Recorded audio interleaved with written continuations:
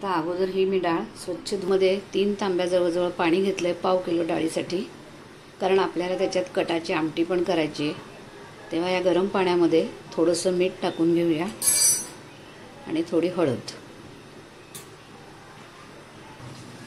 त्यात आता आपण ही चणा डाळ टाकून घेऊया।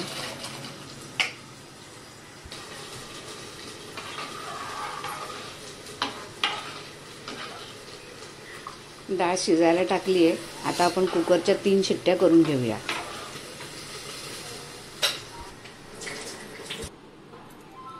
कुकरच्या 3 शिट्ट्या करून डाळ शिजून घेतली आहे।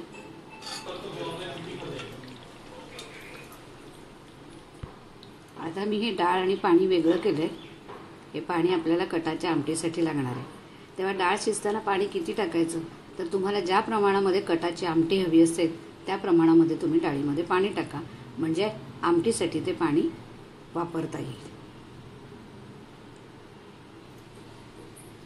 आता हे गाळून घेतलेलं पाणी आहे।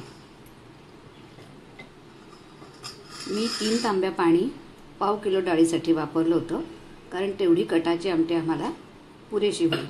तुम्हाला जर जास्त आमटीचं प्रमाण हवं असेल तर तुम्ही पाव किलोला 4 तांबे पाणी टाकलं तरीही चालेल। आता हे पाणी आहे, याच्यामध्ये आपण ही शिजलेली जी डाळ आहे ही थोड्या प्रमाणामध्ये ही डाळ काढून या आमटीत टाकून घ्यायची, म्हणजे आमटीला घट्टपणा येतो।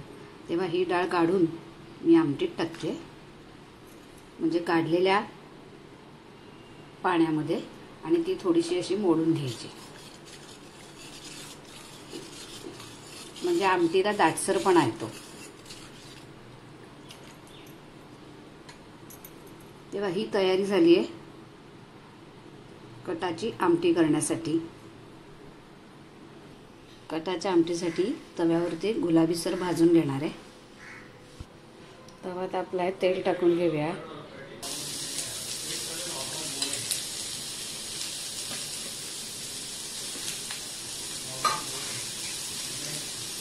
आपण कटाच्या आमटीचा मसाला तयार करतोय। त्यासाठी हे उभे कापलेले 3 कांदे आहेत, ते गुलाबी होईसरपर्यंत तव्यावर परतून घेऊया। मसाल्यासाठी कांदा छान लालसर भाजून झालाय।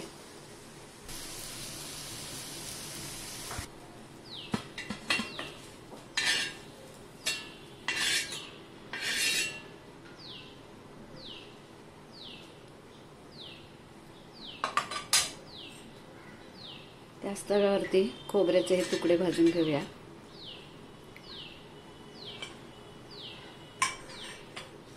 गुलाबी होईसरपर्यंत।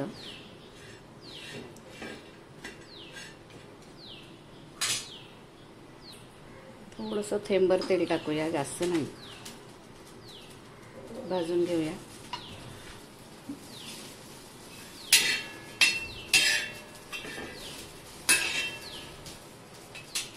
भाजून झालंय खोबरं।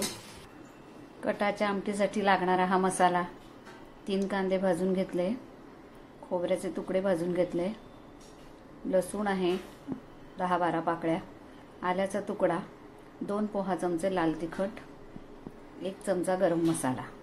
वेगळा गरम मसाला भाजायला नको, गरम मसाला तयारच आहे। तेव्हा हा आता आपण मिक्सरमध्ये वाटून घेऊया कटाच्या आमटीसाठी।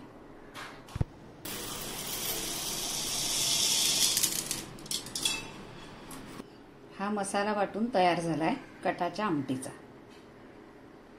मी तुम्हाला आता साहित्य मगाशी दाखवलं होतं, ते सगळं टाकून हा मसाला वाटलाय। मसाला वाटून झाल्यावरती मी 1.5 चमचा काश्मीरी तिखट घेतलंय, आमटीला रंग येण्यासाठी।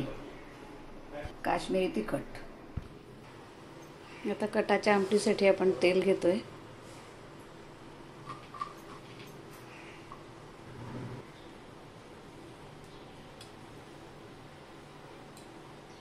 तेल तापलंय, त्यात आपण टाकून घेऊया हा तयार केलेला मसाला।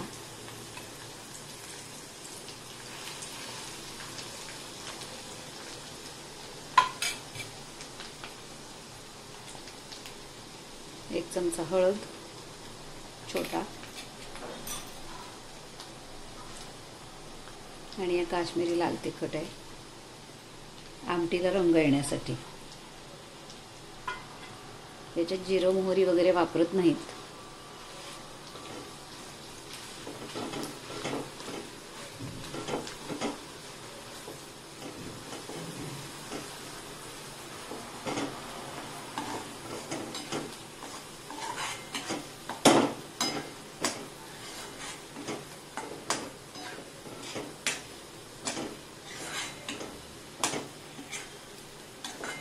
मसाला भाजताना छान मस्त वास येतोय.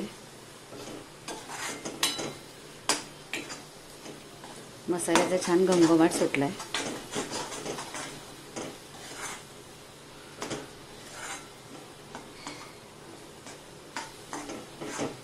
छान तेल सुटेपर्यंत आपण परतून घेऊया मसाल्याला.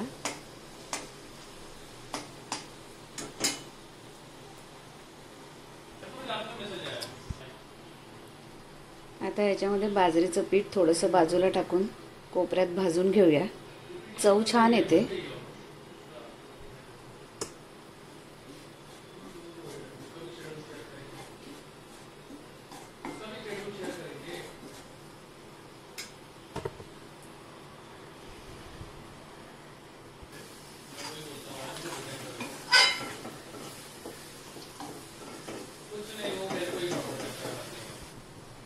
छान तेल सुटलेलं दिसतंय तुम्हाला.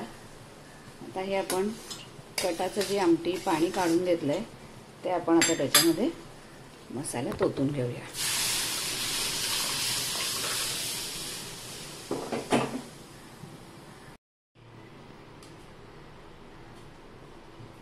आता ही आमटी थोडी पातळच असते. मसाला वाटलेलं भांड आहे मिक्सरचं, त्याच्यातनं मी हे पाणी टाकून घेते आणि आमटी थोडी पातळ करून घेते.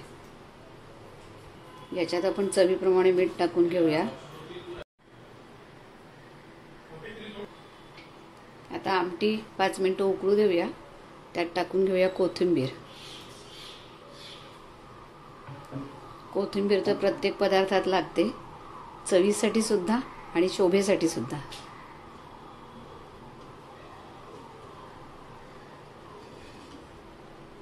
बघा, अशा प्रकारे ही छान कटाची आमटी तयार आहे. आता ह्या आमटीमध्ये ही नुसती प्यायला पण फार सुंदर लागते, भाताबरोबर छान लागते. आणि आपण जे तळण काढतो ना, भजी कुरडई पापड, ते पण ह्या आमटीमध्ये भात भजी पापड कुरडई असं मस्तपैकी टाकून ही आमटी खाल्ली जाते. एकदम सुंदर लागते, चविष्ट होते एकदम, आणि प्यायला पण एकदम छान लागते. तेव्हा आता 5 मिनिटं आपण उकळ काढून घेऊया.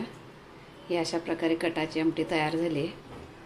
तिला आता छान वरून मस्त तरी येईल जरा उकळल्यानंतर, तेव्हा छान वास सुटलाय.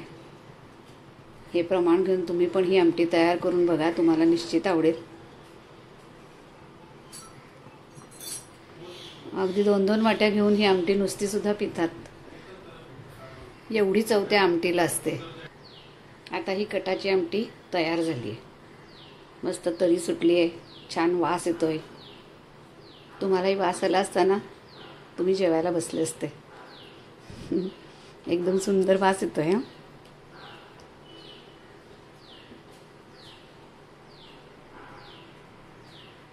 तेव्हा कटाची आमटी तयार आहे.